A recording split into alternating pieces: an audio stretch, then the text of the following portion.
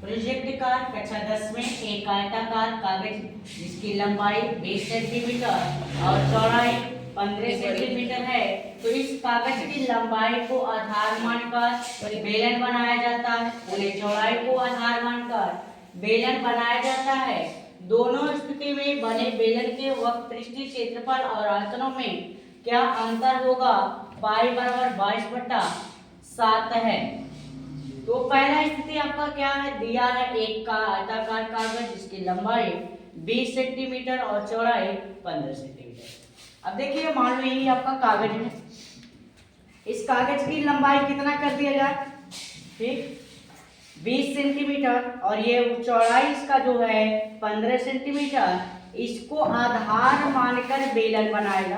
तो आधार मानकर बेलन बनाएंगे तो यही आपका बेलन बनेगा, यही बनेगा बेलन। देखिए ध्यान से, बेलन बन गया। तो बेलन ये जो बना है आपका, इसकी लंबाई क्या बन गया, इस वृत्ताकार पथ का क्या बनेगा, परिध बनेगा। दूसरी स्थिति में आप इसको कागज को इस तरह से मोड़ेंगे तो आपका लंबा वृत्त बनेगा, लंबा बेलन बनेगा ना। देखिए लंबा बेलन बनेगा। इस स्थिति में इसका ये परिधि जो हो गया कितना, इस चौड़ाई के बराबर, ये ऊंचाई इसका कितना हो जाएगा, उसकी लंबाई के बराबर। आप क्या करिएगा, इस कागज को बनाने के लिए फाइल में, अपने फाइल पे ऐसे टेप लगा लीजिएगा। टेप लगाने के बाद इस पे भी इसको मोड़ के ऐसे टेप लगा लीजिएगा। टेप लगाकर ऐसे कर दीजिएगा, क्योंकि इसकी एग्जाम्पल देखेगा तो वृत्ताकार ही दिखाई देगा आपको, बाद में से दिखाई देगा, बेलन ही दिखाई देगा ना। इस स्थिति की बात करते हैं हम। ऐसे चलो देखिए, आपका कितना दिया है स्थिति, कागज की लंबाई आधार मानकर किया गया, लंबाई यही है ना 20 सेंटीमीटर, इसको आधार परिध का कार्य करेगा। तो परिध कितना होता है 2 पाई r, पाई का मान 22/7 और r कर ले 20 सेंटीमीटर, मात्रक बाद में लिखेंगे। r बराबर 20 बटा, यहाँ देखिए 7 का गुणा होगा और इसका 22 का भाग होगा, 22 तो आपका 2 बचे 10, 5 दूना 10 और यहाँ से काट रहे 11 दूना 22, तो कितना बचा आप देखिए, r बराबर 5 गुणे 7, 5 सते 35, 35/11, ये त्रिज्या r का मान हो गया। इस स्थिति में आप क्या करिए, क्या क्या ज्ञात करना, क्षेत्रफल, वक्र पृष्ठीय क्षेत्रफल और आयतन। तो दो इस स्थिति में हम ज्ञात करके आपको बता देते हैं।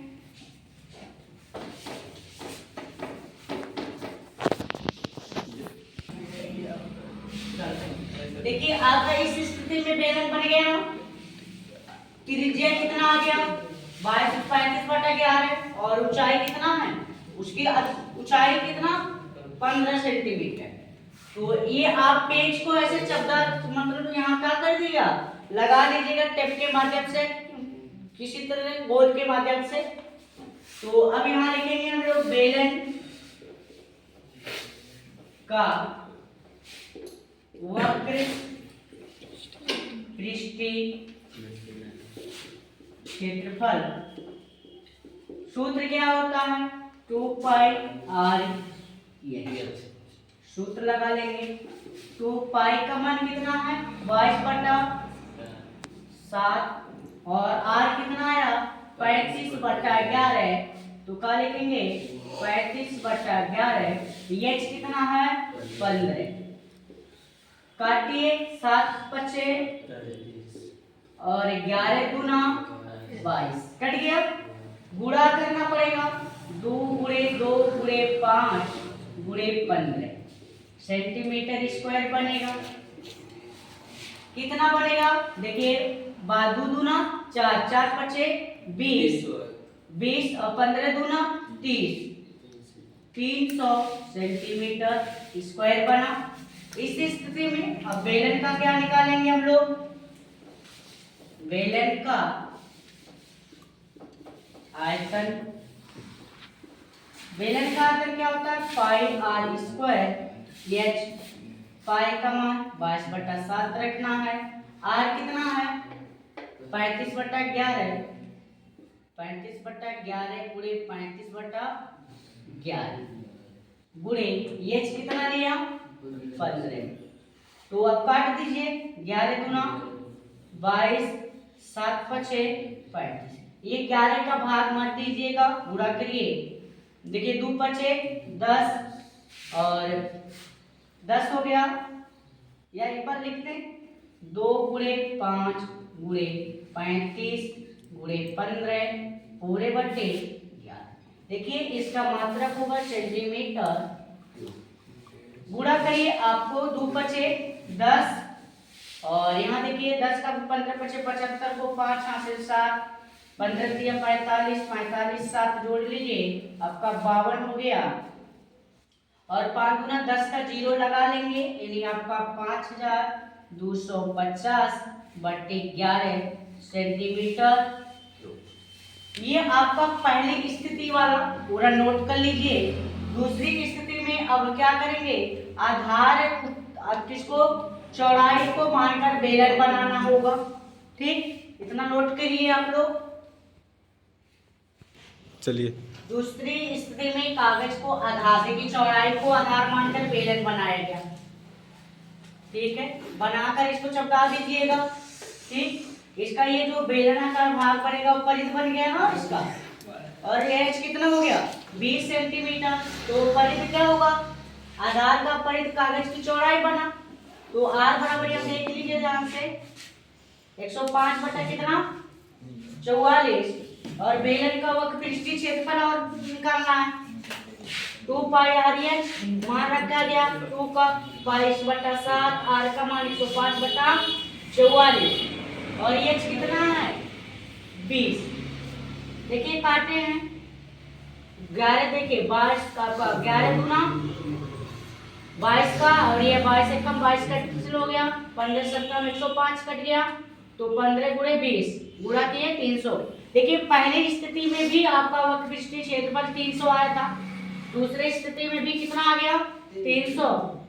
बेलन का आयतन पाई आर स्क्वायर एच हल करिएगा 22/7 105/44 105/44 आर 2 बार है ना, और यहाँ गुणे एच कितना है 20। देखिए 11 गुना 22 गुना 44 15 से कम 105, ये 105 रहने दिए।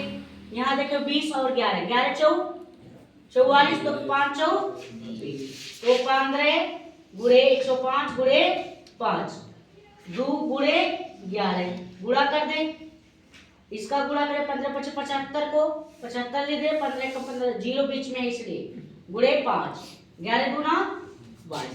अब दोनों स्थितियों में आप देख लीजिए उत्तर क्या लिखेंगे परिमाण में, या परिमाण जो मिलेगा परिणाम लिख रहे हैं।